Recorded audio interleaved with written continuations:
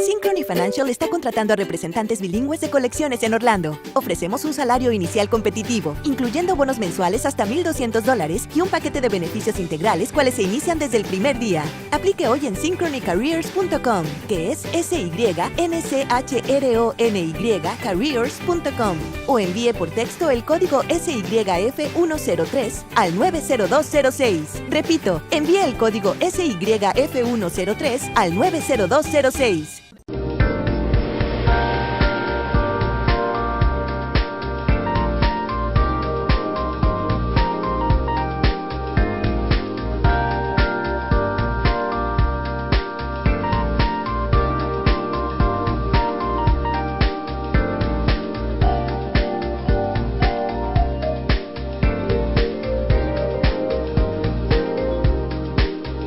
Good evening. Welcome to another edition of EDuTV. I am your host, Greg Perkins, and we have a returning guest, Mr. Felipe Navarrete, Financial Manager Representative for Northwestern Mutual. Good to see you again, sir. Good to see you too, Greg.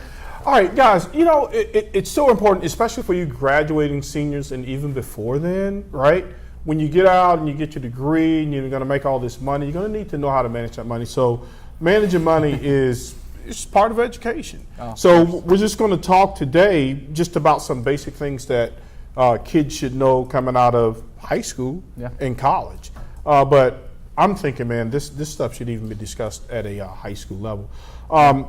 In terms of your monthly housing expenses, right? A lot of times people get out, their first job, they may make $50,000. Then they go to a person, they say, oh man, you qualify for a $250,000 house. Well, you and I know you can't do that. So monthly expenses, how much of that should be going towards like your mortgage and things like that? How do you guys normally measure that? So we have a rule. It's called the 20-60-20 rule. Okay. And so let's go one by one, right? So the 20% of your income should be really saved and invested. Okay. 60% of your income should go into regular expenses, living expenses, right? And then the last 20%, right, should go into something that I call the fun account, right? Okay. And the fun account is an account that you can use for anything from cable and internet to, you know, a dinner with your wife or husband, right? You know, taking the kids out to the parks and anything like that is fun, right? That's why I call it the fun account. Mm-hmm. But unfortunately, I see a lot of people, Greg, spending a lot of time and effort and money on that fun side of the money, right? And that's where, you know, meeting with a financial representative can do a budget for you and really figure it out. What is that 20-60-20 in your life? And making sure that you're moving forward financially, right? And then you'll have more control, right, of your finances, and you'll also have the fund that you need, right? Because at the end of the day, it's just a simple question. Do I want to spend $150 on cable and internet, or do I want to grab that $150 every month and take my wife to dinner, right? It's as simple as that. It's just figuring out what is it that you really want with your money. Yeah, especially now because cable, but you know, when you think about telecommunications, this stuff is expensive, right?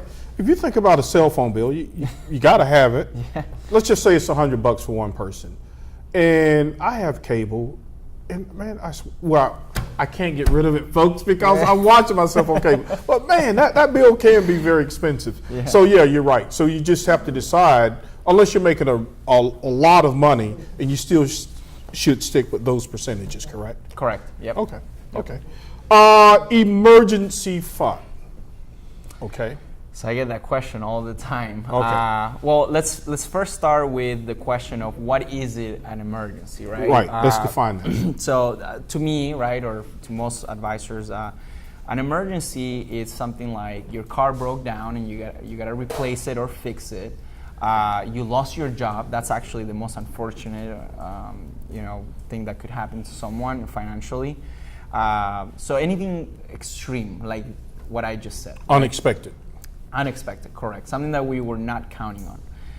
And I always recommend my clients to keep 6 months of expenses in a savings account at the bank because if anything like that were to happen, you have the money saved up, right? So you could use that money for fixing the car per se, if that's what happened, right? Or you could use that money to cover your normal expenses, monthly expenses. Your right? mortgage, If you lose, is your mortgage part of that? Correct, yeah, of course. So when we talked about earlier about the 20-60-20, so the 60%, that's what I'm talking about, your living expenses, what you actually need on a monthly basis for you to sustain yourself, you know, like rent, mortgage or mortgages, right? 6 months? Car payments, correct, yeah, 6 months. Do most Americans, I mean, you may not know the answer to that, do most Americans stick to that formula, or? I would say no.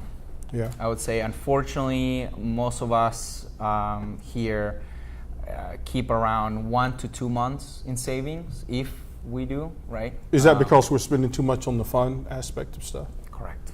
Yep. Yeah, because I had a friend, and I guess now with the banks, they showed a pie chart, Yeah. and they were eating out a lot. And she said she looked at that thing one day. She said, "Oh my God, we're spending like $500 a month eating out." Yeah. So they dialed that part of it back. Yeah. And actually, it's cool that you mentioned that, because there is an application, it's called Mint.com, that Northwestern Mutual actually acquired, and that actually helps you keep track of your expending. So. Really? Now, is it tied to your bank Yeah. account, or is it a separate app? Yep. So if you have the app, you know, it'll link with your bank account, Okay. and it'll keep track of your spending. Correct? Right. And if you have Northwestern Mutual products, you can also link your accounts, and they'll keep track of those spending. It's almost like having a personal assistant saying, "Hey, Greg, you kind of overspent Pretty much. in this area." So, Yep. but no, that's a good tool. Yeah. And you know, and you and I were talking earlier that, you know, we should even begin this stuff even in high school. Okay, next question. If I am 25 years old, how aggressive should I be with a 401k? And do you think most people know what a 401k is? You want to talk about that and then talk about how aggressive it is? Or how aggressive one needs to be with that? Yeah, I feel like there's a lot of questions in that question, but essentially the 401k is a retirement account, right? Okay. And it's most of the time is offered by an employer, and the employer will match your contribution, right? Now, the question that you asked, you know, if you're a 25-year-old, should you be aggressive or not? Right. You know, that comes to your risk tolerance, first of all. And then for you to figure that out, you would have to meet with a financial representative or advisor, right? And go over an investor profile to figure it out what type of risk tolerance can you take. But now, you've used that term a couple of times. Can you tell the people what that means, risk tolerance? So risk tolerance is you're trying to figure it out how aggressive you should be with your portfolio. You know, should you be a conservative person? Should you be a moderate? Or should you be aggressive, right? Those are kind of like the three main profiles that you will see, right? Mm-hmm. But in order for you to attain that, you would have to go through an entire questionnaire to figure it out. Right. What are you? And if you have a family and kids, or versus single, right? Correct. Like if you're single, yes. You can probably be a little more aggressive. Yeah, I mean that would definitely be one of the factors that would be included. If you go back to the actual question of, you know, as a 25-year-old, in general terms, a 25-year-old for their retirement account, they would have more than 15 years. Mm-hmm. And having a 15 or plus years horizon, in general terms, you could be more aggressive in your portfolio, right? Okay. All right, in the 401k, now some companies, some will match, right? But some only give a smaller percentage now. Correct. Because I think they cut back with a lot of that stuff. So, but there are penalties with 401ks if you take them out. So how does that work? Like, if I say, okay, I want a 401k for 15 years, I can't take that money out before then, else I'll be penalized, right? Correct. So like anyone that has a 401k, if you were to take any money out before 59 years old and a half, actually 59 and a half years old, 59, okay. If you were to take any money out before, yes, you will be penalized. Now you can take loans against the 401k, but then you get into reading the contract and figuring out if you're paying interest to yourself or if you're paying it to the company that is managing it. So it gets a little bit tricky if you want to take money out before 59 and a half years old. Right? So now at 59 and a half, let's just say I don't take anything out. Do I get the full amount of that? Really? Yeah, so you get the full amount that is there if you're vested, right, by the company. Okay. But here's the issue with that. If you, the 401k is, you get a nice deduction in the front end. Right. Right? So what happens is that since you're getting a deduction in your taxes in the front end, right, the money gross tax defer, and whenever you distribute that money, it comes out taxable, correct? So if you have, let's say, $500,000 saved up in a 401k, if you were to take it out as a lump sum, right, you would get taxed as if you were making $500,000 a year. Then what's the advantage of having that to gain interest on the money? Is so even at 59 and a half, let's say my account grew to $500,000, like you said, I'm going to get taxed on that? Yes, at that rate? Correct. Well, at whatever rate that you're taking the money out, if you're taking out $50,000 per year, you will be taxable at the so you can spread. Okay, I got what you're saying. Right. So either you can take it out one time and get taxed on that rate, or I can say, you know what, I want to spread my thing out over 10 years. And most people do that, so that way they don't have to take huge distributions, so they don't get huge tax penalties. Okay, yeah. So it really pays to have a financial manager. Oh yeah, definitely. All right, guys, one of the best in business right here. Felipe, okay. Okay, paying down on, I can't even read my own. Okay, there it is. I got it right now. Right. Most people, when they get into debt and they have a couple of credit cards, they say, I always pay the largest credit card first. So how does that work? Is it the largest credit card first or the one with the highest interest rate? Okay, so that's a great question because I see that a lot. Most people have debt, and it's always the question, which one do I pay first? How much should I actually put into my debt? Which one should I extend, and which one should I pay faster? And it all comes down to interest rate and the balance in the credit card, right? Okay. So let's just take a normal account. So let's say you have $5,000 in one credit card and it has a 10% interest rate, right? Okay. And then you have another one, a small one for $500, but it has a 20% interest rate. Okay. See, normally you would want to pay off the one that has the highest interest rate. But if you do quick math, 10% of $5,000 is $500 a year just on interest. But then 20% on the $500, right, is only $100 of interest a year. So you might want to start with the bigger one just because it's eating your money away faster because you're paying a $500 interest on that card. So it all comes down to doing the math between interest rate and the balance that you have on each card, making a list of all that and making sure that you're paying off the one that has the highest, interest of the balance, pretty much, if you put it that way. Right. Yep. Okay. Yeah. Now we we covered the emergency fund. IRA. Okay. What is an IRA? What is the difference between an IRA and a 401k? I love that question because I feel like everyone is so confused about this, right? I'm confused. So yes, that's what I say. Most people. So let's define IRA first, right? An IRA is an individual retirement account, right? And remember how I mentioned in the past, the 401k is usually an employer-based plan. Okay. So you as a person probably won't be able to open a 401k. First of all, it's very expensive. Oh, okay. And second of all, it's for employers. That's right, employee off. Okay, got it. Okay. But they're both qualified plans, right? So they both give you the tax advantage, right? It's just the only difference is that one is individual and one is for an employer. Okay. Now, in the IRA, since it's an individual account, right, there's no matching because nobody is there to give you a match because it's an individual account, right? Okay. So that's one thing. Now, the question is always, hey, do I open a traditional or do I open a Roth IRA, right? And for some reason, a lot of people think that one is better than the other one because of the returns or the investment. Now, let me break this thing down to saying that an IRA and a Roth IRA, right? Can you do it in about 30 seconds? Sure, I'll do it in 30 seconds. So the actual investment is the underlying portfolio. It has nothing to do with the definition of the Roth or the IRA. Oh, really? Here's the big difference between both of them, okay? Ready? Yeah. An IRA is pre-tax dollars and is taxable at retirement. The Roth IRA is after-tax dollars and is tax-free at retirement. Okay. It's as simple as that. All right, Felipe, we're going to have you back again, man, because I think I'm still a little confused on that whole thing. Hey, folks, this is an education show, and we're talking financial literacy today. And I want to, again, thank our guest, Mr. Felipe Navarrete with Northwestern Mutual. Glad to see you again, sir. And we will see you on the other side of the commercial break. Good night.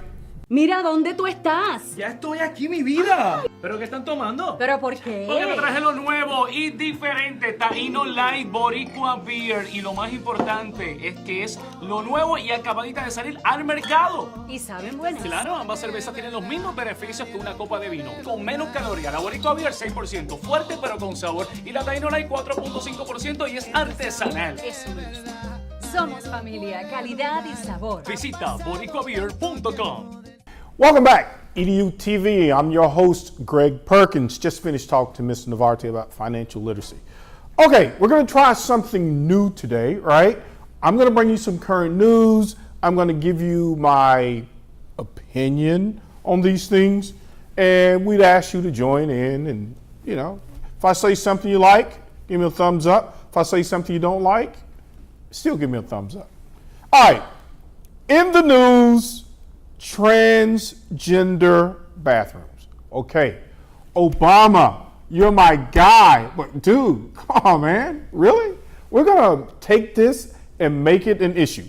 Okay, people, so the reason we're talking about this on an education show because the United States Department of Education, they sent out a directive to all schools.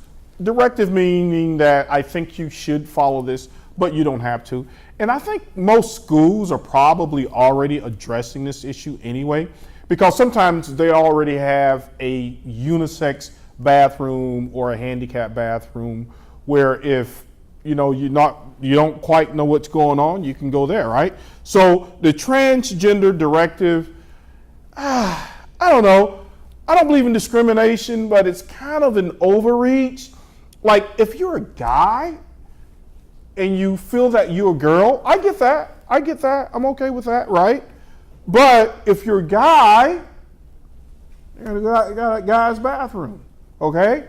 And if you're a woman, go to that. That's just my opinion now, because if you haven't just done everything, then maybe you should go whatever, because then you're going to get into whether or not is sex mental or is it physical, okay, in terms of using the bathroom. And again, I'm not saying that you shouldn't discriminate against people, but really, do we really need to make high school kids and middle school kids that confused? Because sometimes I think kids as early as elementary school, they can be confused. So I don't know about that one. I don't know, Obama, man. I'm with you on a lot of things. This one, kind of let schools work it out as long as there's no discrimination involved. Okay, charter schools. A lot of people are still confused about what a charter school is. I am going to educate you on what a charter school is. A charter school is a public school. They are not private. They are run by private companies. Not all public schools are great, and not all charter schools are great. So, I'm reading an article. One of the problems they have with charter schools is that they are run by people who want to make money. I don't have a problem with people making money, right? Just don't steal it, okay? So here we go. May 16th, Tampa Bay Times article written by Colleen Wright, okay? Newport Education Partners. These guys are stealing money. They're stealing the money. And the way charter schools work is that, let's just say I want to start a charter school.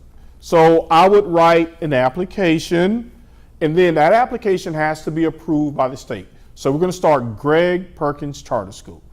Greg Perkins, I got to go out and recruit these kids.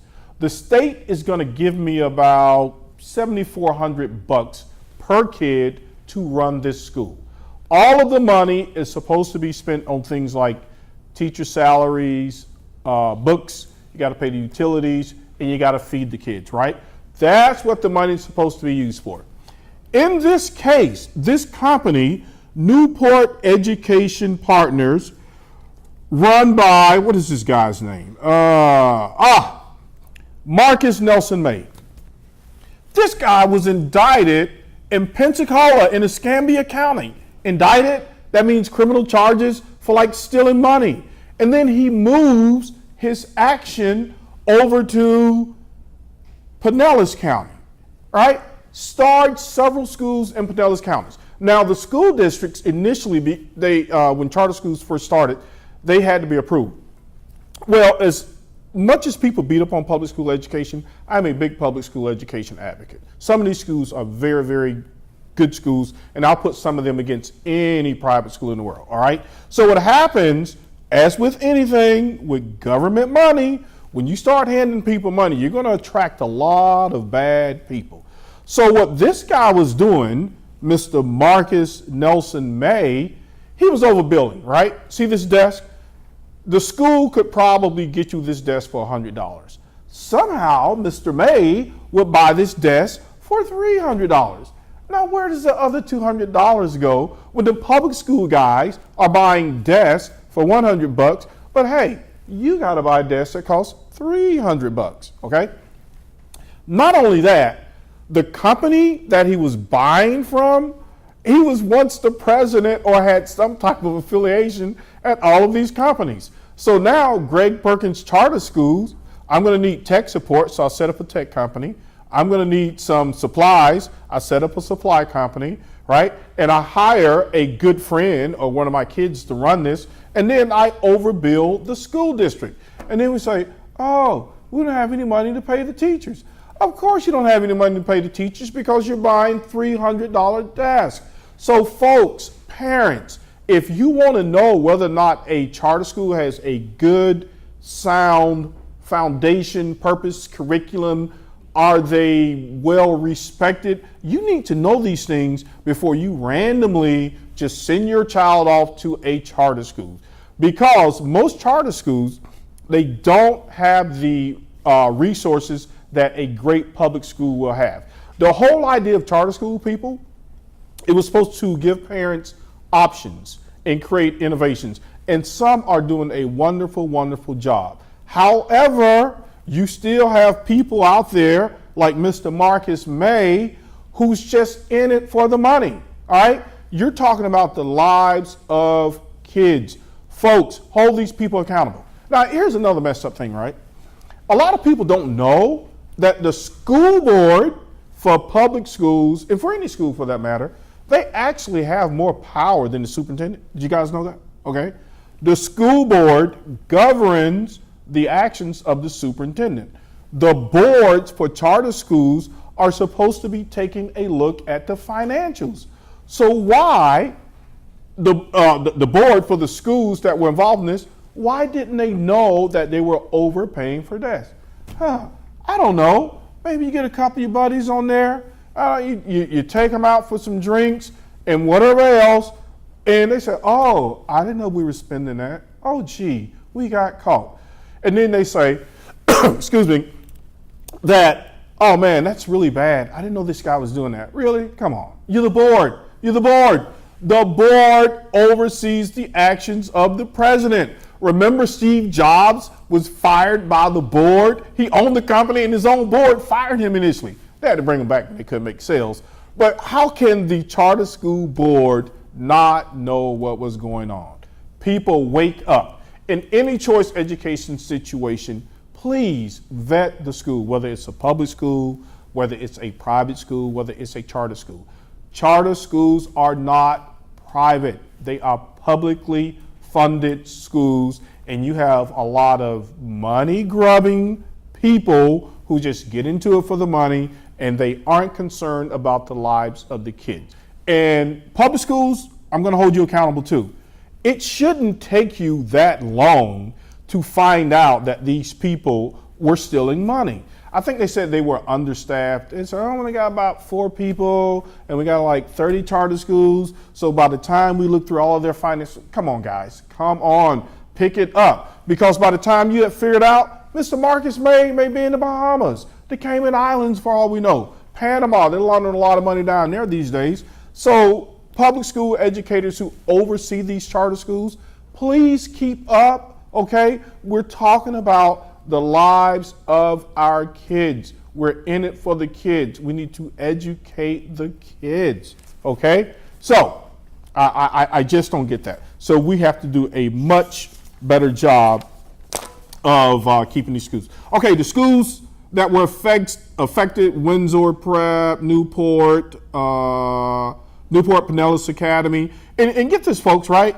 So they were managing about 900 kids, okay? Right? 900 kids. They had a budget of $6 million.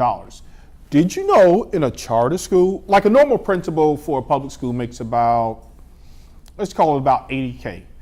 Did you know that in a charter school, principals can make as much as the board will approve? Did you know that? So if you're a principal in a public school and you want a smaller setting but you want a higher salary, hey man, you can find a charter school that will be willing to do that. Is that fair? I don't know, man. This is America. It's a capitalistic society. So, but I'm just saying some principals at charter schools make more money than principals at public schools because they can determine how much it is that they want to pay. And there was one down in Miami. Again, I'm not against capitalism. What they would do, okay, right? See, we got Greg Perkins Charter School, okay? Now, suppose I go and tell my brother, hey man, go and start a real estate company, okay? And I need you to rent these buildings because I'm gonna start a school, okay? So I tell my brother to go over there and start a real estate company. Now, when I start my charter school, I need to find space for the kids to go to school, right? Guess who I'm gonna go to? I'm gonna go to my brother who started the real estate company and lease the buildings from him. So now I'm making money as the owner of the charter school, and my brother is making money on leasing it. And because I tell my brother what to do, I can say, hey dude, I'm paying you $150,000, you better give me $50,000 of that back. Now, I'm not saying that happens, but it could happen, right? So that's what a charter school is, and those are some of the pitfalls of the charter schools. So we need to hold everyone accountable. I am a big proponent of choice. I love it because not all school situations fit every child. But parents, community members, I implore you to please do your due diligence in deciding what type of school is correct for your child. And this Mr. May guy, and you know another thing I don't like? You know, you'll see some guy, or I saw a story once, this girl, she was an Olympic champion, and she admitted one time that they were so poor, they were basically homeless, and that her father taught them how to steal out of Walmart. They never got caught. Now, if she had got caught stealing, or the dad stealing food because they were hungry, they probably would have gone to jail. What's going to happen to this Mr. May guy? I don't know. I don't know what's going to happen to Mr. May. But it's so funny that these people, oh, by the way, they had like $75,000 that they totally couldn't account for. Hey, where's the $75,000 that's in this budget? I don't know. What do you mean you don't know?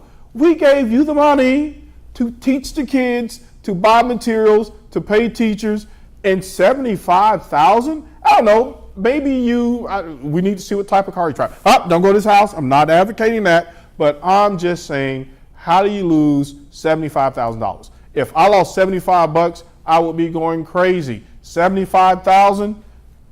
Thanks, folks. Please vet your charter schools. And remember, we are in it for the kids. Good night.